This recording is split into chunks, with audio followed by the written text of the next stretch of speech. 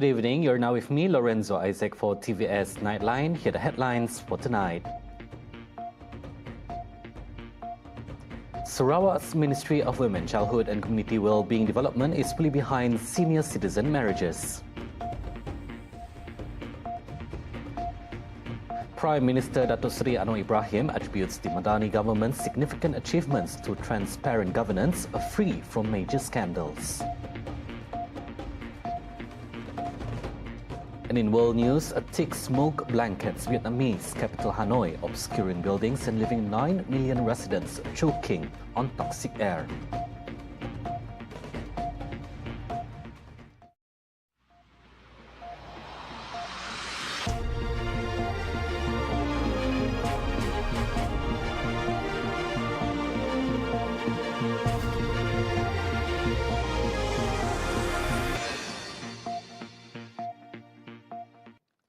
The Ministry of Women, Childhood and Community Wellbeing Development Sarawak KPWK and Rumah Seri Kenangan RSK are fully in support of marriages among their members, especially senior citizens.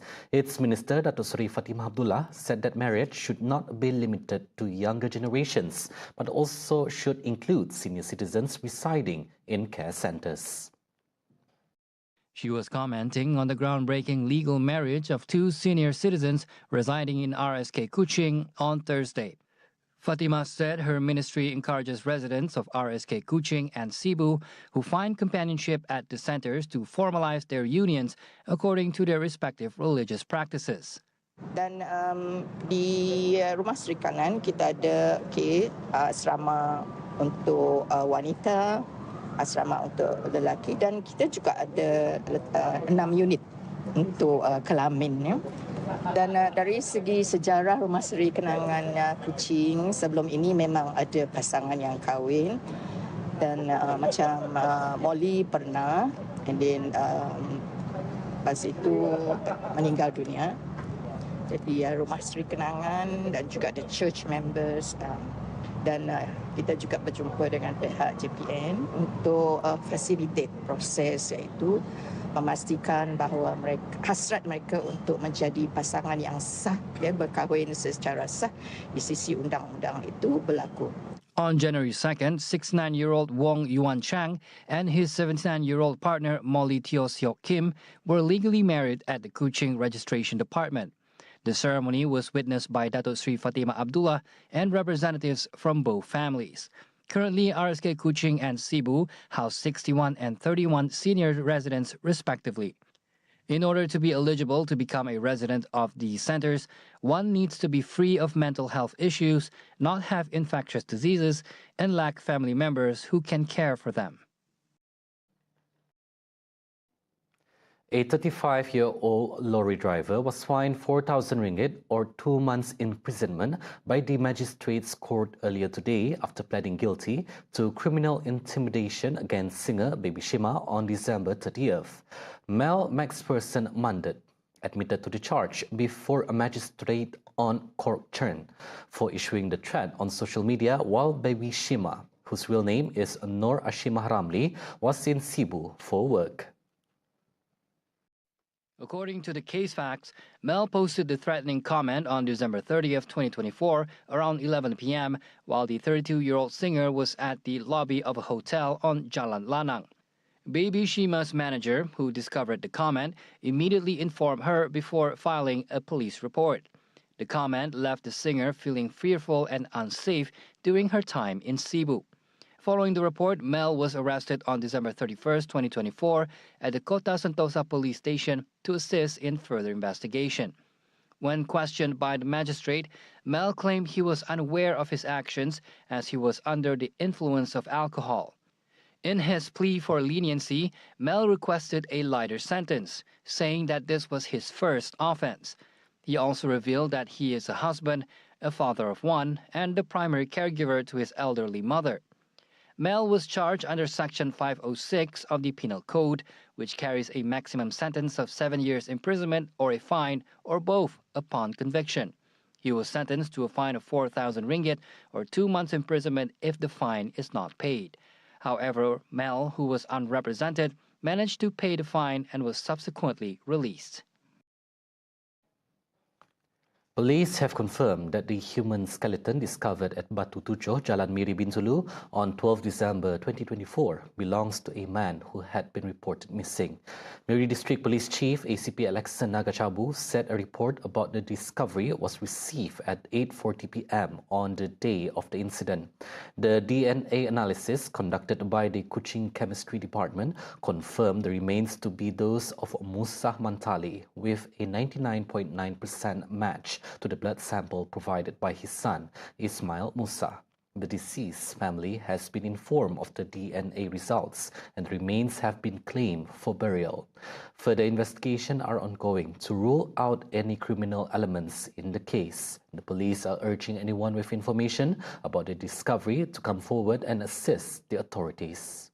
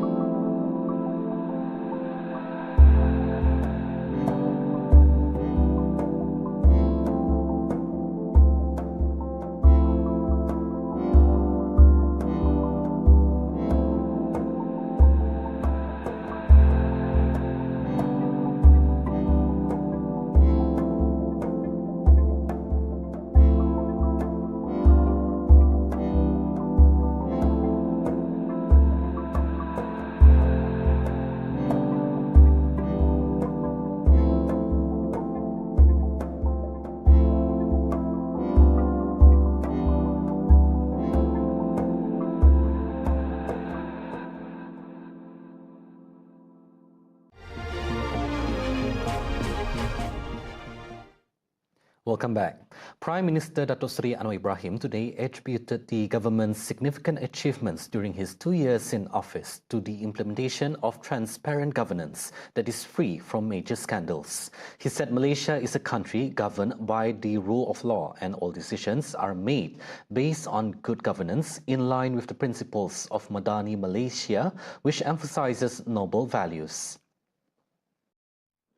Sementara kita tekankan soal tata kelola yang saya anggap satu kejayaan. Orang banyak cerita tentang kes-kes yang lama-lama. Saya nak sebut dalam 2 tahun ini saya syukur kepada Allah Taala kerana kita menjalankan proses tender yang telus dan tidak ada satu skandal besar yang pernah diungkapkan sepanjang 2 tahun ini. Dan bagi saya ini kejayaan lebih besar. Kita ada keupayaan dan tidak boleh menyelesaikan sebuah masalah. Negara ini negara hukum. Dan kita harus ambil keputusan berdasarkan tata kelola yang baik. He said this at the Prime Minister's Department's monthly assembly earlier today. In another development, Anwar announced that the 3rd retreat session of the Madani government's cabinet will be held soon. He said that the session would not only focus on the successes achieved so far, but also serve as an opportunity for ministers to address weaknesses within the current administration. Untuk menyatakan bahawa ada ruang yang harus diperbaiki. Ada kelemahan yang harus dibetulkan. Dan ada tahap kesungguhan yang harus kita tingkatkan. Dan saya percaya akan diikuti oleh ketua-ketua setiausaha dan ketua-ketua pengarah. Tapi harus tidak berhenti di situ. Police believe the ecstasy drugs suspected to have killed 4 partygoers at the Pinkfish Countdown concert in Sunway Lagoon was purchased at the venue. Selangor Police Chief Dato' Hussein Omar Khan said the police are also investigating how the ecstasy pills were brought into the venue. He added that despite the deployment of K9 units at all entrances, drug peddlers are believed to have been operating within the avenue and selling it for 50 ringgit per pill. It is also understood that the victims, aged between 20 and 40, and including 2 women, consume alcohol alongside the ecstasy, a combination described as lethal. Hussein clarified that police were tasked with maintaining security outside the premises. while the safety of attendees inside fell under the responsibility of the event organizers, who reportedly employed auxiliary police. The organizers have since issued a statement asserting that security measures included more than 100 police officers, trained personnel, and canine units at all entry points. The 4 victims, all Malaysians, died after attending the concert on New Year's Eve.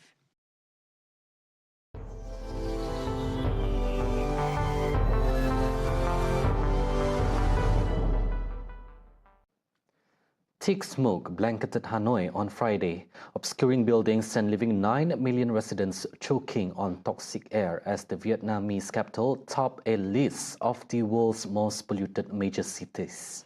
Authorities urged people to wear masks and limit time outdoors, but commuters said they were struggling to breathe through the putrid smoke, now a fixture of the winter's months in the city. According to IQ Air, levels of PM 2.5 pollutants, cancer-causing microparticles small enough to enter the bloodstream through the lungs, hit 227 micrograms per cubic meter.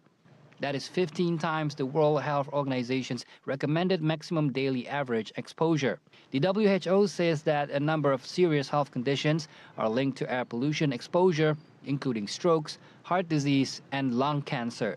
Experts say pollution in Hanoi is a result of widespread construction, as well as emissions from the huge number of motorbikes and cars that crisscross the capital every day. Carbon emissions from coal plants to the north and agricultural burning exacerbate the problem. And due to current unfavorable weather conditions, pollutants seem to be locked in a giant atmospheric glass cage that they cannot escape, and they accumulate day after day. Climate experts said that Hanoi residents need to wait for a strong northeast monsoon with rain and strong convection for the situation to improve. South Korean investigators abandoned their attempt to arrest impeached President Yoon Suk-yeol at his residence on Friday over a failed martial law bid. The Corruption Investigation Office CIO cited safety concerns after a standoff with Yoon's Presidential Security Service and its military unit. A CIO official said around 20 investigators and 80 police officers were heavily outnumbered by around 200 soldiers and security personnel linking arms to block their way after entering the presidential compound. The official added that negotiations between the two sides ultimately faltered, and the investigators decided to leave for their team's safety, although another execution of the warrant could take place after a review. The deadline for the warrant is Monday, leaving it in limbo with just a few days remaining and Yoon still defiant, vowing this week to fight authorities trying to question him. Yoon's security service, which still protects him as the country's sitting head of state, has previously blocked attempted police raids of the presidential office. The president himself has ignored 3 rounds of summons from investigators, prompting them to seek the warrant. Yoon, who has already been suspended from duty by lawmakers, would become the first sitting president in South Korean history to be arrested if the warrant is carried out. The president, who issued a bungled declaration on December 3rd that shook the country and briefly lurched it back to the dark days of military rule, faces imprisonment or, at worst, the death penalty. And those were the updates on TVS Nightline. I'm Lorenzo Isaac. Thank you for watching and have a good night.